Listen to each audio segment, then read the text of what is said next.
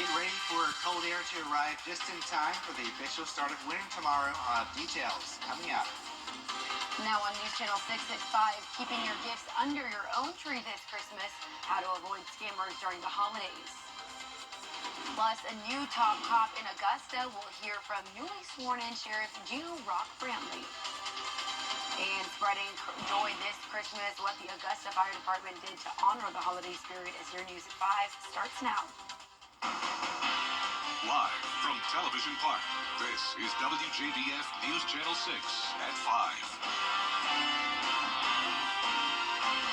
Good evening, everyone. I'm Bria Smith, in for Brad and Jenny. Thanks for joining us. Coverage you can count on begins with the holidays fully upon us, but not everyone is honoring the reason for the season. Atlanta Bureau Chief Archit Seshadri has tips to avoid Grinches stealing your Christmas.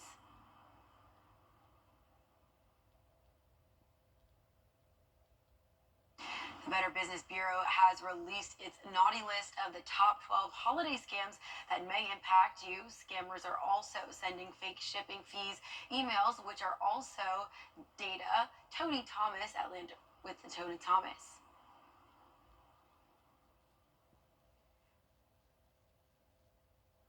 And we'll just toss it to weather. Well, Bria, it was a very nice day and sunny today. Just a few minutes. Bria? All right, Miller, thank you. And we do apologize for our technical difficulties. Coverage you can count on begins with the holidays fully upon us, but not everyone is honoring the reason for the season. Atlanta Bureau Chief Archit Seshadri has tips to avoid Grinches stealing your Christmas. The Better Business Bureau has released its top 10 holiday scams that may impact you. This year, scammers are sending fake shipping fees emails, which are false and a way to steal your data.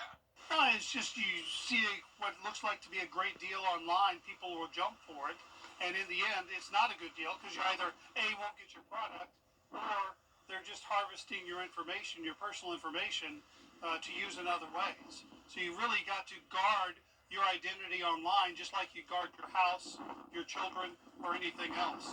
Experts say don't click on random QR codes as they could be fake, and be aware of charity scams when you get solicitation emails. Instead, donate directly to the nonprofit using a credit card. Well, QR codes are a great relatively new technology to get you information, but if you see a QR code that's just plastered on a street sign or a poster someplace, even on a gas tank or any place else, be very careful because the scammers are basically producing their own QR code and putting it right over the top of the legitimate QR code. So when you think you're going to some retailer's site to buy something or to get more information, even to a charity program, it's actually diverting you to a scammer who's going to just take your information. While you may be thinking of adding a furry friend, experts say 8 out of 10 sponsored pet ads are fake. So make sure you see the pet in person before you fall trap to a puppy scam. They don't really have the breed. What they're doing is they'll take a deposit for that alleged puppy, and then you'll get messages through the following days or weeks saying they need money for vet bills or other problems with the dog. In the end, they take your money. You never see an animal. Employment scams were listed as the riskiest this year between the ages of 18 and 44, where fake job postings are aimed to steal your data and personal information using fake job applications. Reporting in Atlanta, Archit Seshadri, Atlanta Bureau Chief. An Aiken murder suspect is now behind bars.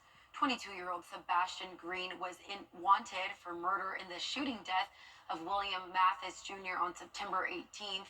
According to warrants, Green shot Mathis Jr. after an attempted robbery. Green turned himself into law enforcement this afternoon. There's a new sheriff in town. Augusta-Richmond County Sheriff-elect Eugene Gino Rock Brantley was officially sworn in today. Brantley took the oath to uphold the standards of the community and protect the citizens of Augusta. Brantley's law enforcement career began as a Richmond County deputy 24 years ago. His top priorities are public safety, good working relationships with the city commission, being accessible, addressing traffic, and more. Crime has been up, a lot of violent crimes. We're, I think, at 49, maybe close to 50 murders this year, up from 38 last year. So we really need to hit the ground rolling, getting out in the communities, and making sure we're doing our part to kind of bridge the gap between law enforcement and the community to try to slow down some of the violence that we're seeing in and around our community. Brentley and his administration will take office on New Year's Day. We now know the name of the victim in the deadly ATV crash in Aiken County. Tristan Hill was killed when he lost control of the ATV on Old Shoals Road in Monetta yesterday. He died at the hospital. The men and women of the Augusta Fire Department are trying to save Christmas for several local families. Today, they delivered toys to several Augusta families. We caught up with the firefighters to find out more about this special initiative. So we collected close to 1,000 toys, and we got families to sign up for it, and we're coming out and spreading some holiday cheer. I'm very grateful. I'm glad the community is helping each other out, and we're just blessed. It was the first year for the event, and organizers hope it will continue next year. With the help of our Caring for Carolina Panthers, a mother's wish was granted this season, and her children will have the merriest Christmas ever. Mary Morrison reports. It's been a rough year for Tamika Dixon. This young mother was suddenly hospitalized back in February due to a bowel obstruction. It was the beginning of a 7-month medical journey that took her away from her kids. I was a full-time manager of a home health company. I lost my job. Eventually lost my benefits because, FMLA is only good for a certain amount of time. I ran out of my short-term disability. Dixon's mother-in-law nominated Tamika for the WJBF News Channel 6 Merriest Christmas Ever contest. She deserves it. She's been through so much. When entering the contest, Tabitha Dixon wrote about her daughter-in-law's devotion to her family. The judges agreed and selected her as this year's winner. Wednesday, News Channel 6 and our Caring for Carolina partners surprised the Dixon family with toys, clothing, groceries, and even gift cards to help with the bills. Hello, everyone! Merry Christmas!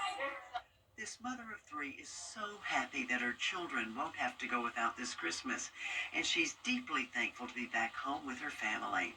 Some days I didn't think I was going to make it. But I'm grateful for my children because if it wasn't for them, I don't think I would have. And while excited about all of the lovely gifts, the children are most joyful just to have their mom home for the holidays. It's been me and her for a very long time, so I get that, she'll always be there for me. That's what it means to me. In Aiken, Mary Morrison, WJBF News Channel 6. Coming up, Clemson playing in the college football playoff. We'll hear from fans who are hitting the road. 5 days until Christmas, and you might want to ask for an umbrella for Christmas because I'm tracking a soggy holiday. Details coming up.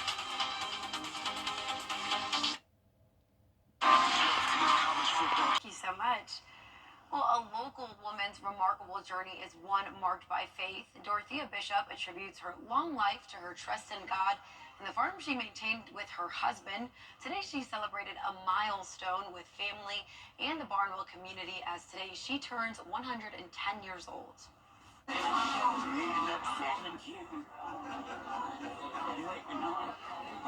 did some of everything on the farm except plowing. I didn't plow, but I did everything else.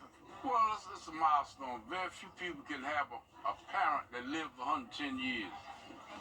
To love one another. That's the most important thing.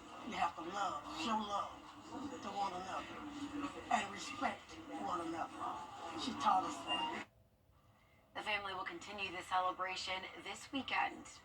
Up next, a hero who is still in grade school, how a third grader's quick thinking saved his classmate's life. I want to be. An Arizona third grader is being hailed as a hero after he saved a classmate's life. Andrew Dimbert has more.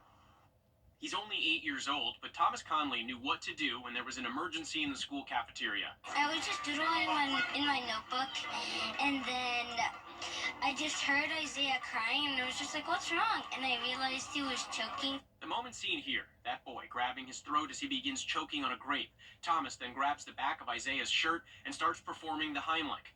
Like, he saw me, like, standing over my, like, and right here, and he just pulled me down and did the Heimlich. I was terrified. I went to get some water, hoping you would get stuck, too. Incredible timing, too, because just one day earlier, Thomas's mom says she spoke to him about what to do if someone is choking. We are so proud of him, and it just speaks to the type of person that he is. He's such a good friend. He's one of those little guys who's just into action. So if there's something going on, he's generally around it and a part of it, and it just seems his MO. The Mesa Fire Department honored Thomas with a certificate of appreciation for his heroic actions. I was super grateful, and I wanted him to know how proud I was of him and how thankful I was for him. Him and my son have been friends for a long time. They just happened to be sitting together that day. Thomas said you should never be scared to help somebody. Andrew Dimberg, ABC News, New York. What a sweet story. Well, that does it for us this half hour, but we have more coverage you can count on at 5:30, including the latest on workers' strikes around the country, how the stoppages will impact the holidays. Next.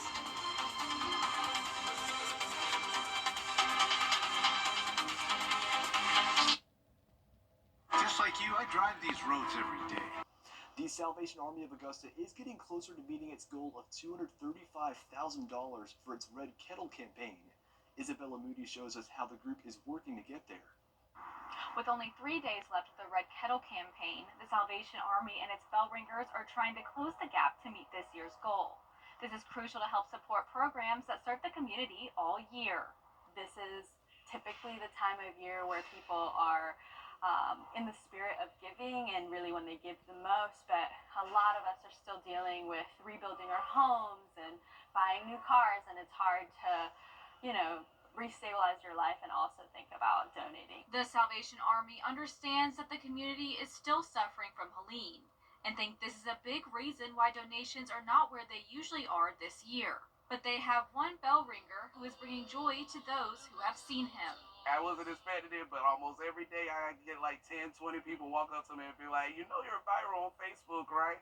Panda Star started bell ringing as a way to get back into the community. Previously, I just came from Vegas from chasing a singing dream out there, just being a busker and performing and stuff. So I already had the speaker and microphone, so I just decided to come out, plug it up, and I was like, if somebody tells me to stop, I'll stop.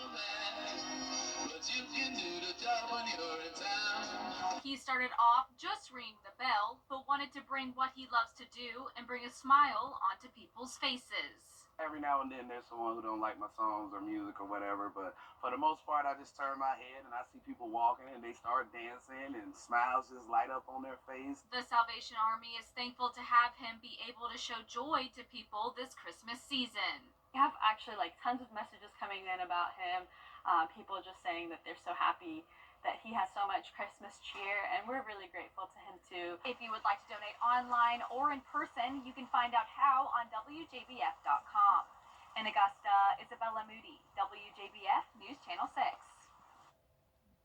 This weekend, nearly 4,000 soldiers from Fort Eisenhower will head home. The Salvation Army of Augusta is $50,000 away from meeting its goal of $235,000 for its Red Kettle campaign. Isabella Moody shows us a special way they're working to get there.